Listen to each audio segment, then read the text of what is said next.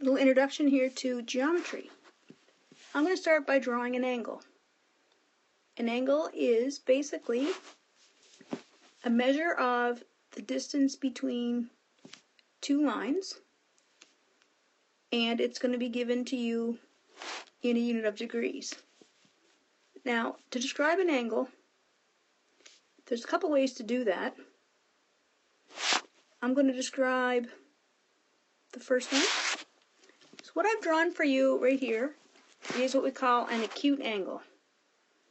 It is an angle that's greater than 0, but less than 90 degrees. And the angle is located in here, between these two lines. So if I was going to describe this angle with an actual measurement, I would do that with a certain number of degrees. I could use a protractor and get an accurate measurement. But if I'm going to just describe it by letters, I would one of two ways. Either I could refer to it as angle A. Let's just say it was 30 degrees. I could call it angle A is equal to 30 degrees. Or I could be more specific and perhaps better and use a 3-letter description, which I can do two ways. Either angle CAB, and call it again 30 degrees. So I'm measuring from angle A to C to B in here. But I could also measure from B to A to C. So you can see them described both ways. What these two angles have in common, of course, besides being the same angle, is the fact that the letter in the middle of the 3-letter description is the same letter, angle CAB or angle BAC.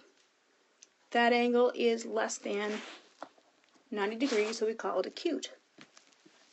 Draw another angle and make it bigger. We can get, for example, a 90-degree angle. So there's my straight baseline and a vertical line going up. Of course, a hand drawing is never as good as using a ruler. I can fudge my diagram by putting a right angle symbol in the corner, and then I've shown that the angle is indeed a 90 by putting that symbol in the corner. So to describe this angle, I'm going to call it angle DEF and declare it a 90-degree angle. Note my unit has a degree symbol. I could supposedly call it backwards, angle FED, depending on how you read it, left to right or right to left. There's a 90-degree angle. Let's go and do the other scenarios. If the angle that you make is greater than 90, but less than 180, it's the third kind of angle. Say this one. So if I call this one angle GHI,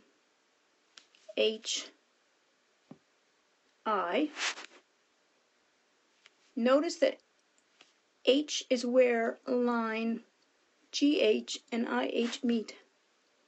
The angle between here and here is greater than 90 but less than 180. So that is called an obtuse angle. And an obtuse angle is going to be less than 180. If you had to estimate the measurement of this angle, you could do so.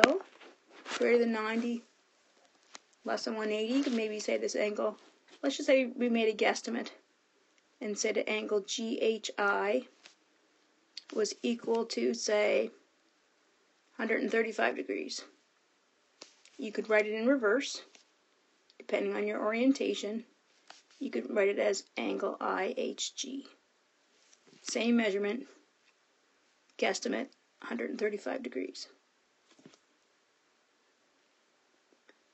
If the angle happens to be straight, so here's one line and your other line rotates all the way around, ends up making a straight line. Say the vertex is M, where the lines meet. So line KM and line MN make a straight line all together, and this is what we call a straight angle. And a straight angle, of course, would have a measurement, angle KMN of 180 degrees. Or backwards, angle NM would equal 180.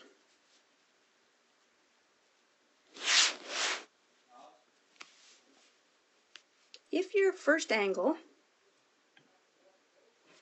I should say your first line, and your second line, so if you're rotating your second line around and it gets past the straight line, so all the way along to here, then you've created a different scenario, and that particular angle, different qualifications, is now called a reflex angle. And definition of reflex angle is that it's greater than 180, but less than 360, less than a full circle. This is called a reflex angle. So to be careful when you describe a reflex angle, because if you were to describe angle PQR by just those three letters and the angle symbol, the assumption would be that you are describing the angle in here. And that is not a reflex angle, that's an obtuse angle. So to show in your writing that you want to be the angle on the other side, not this angle, but the one on the upper side, you must put the word reflex in front of the angle. So reflex angle PQR would describe the angle on the top. The bigger angle, the angle on the top would be the red one.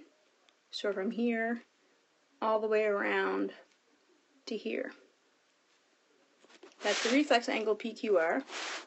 Let's estimate and say that that is, 180 would be the straight line.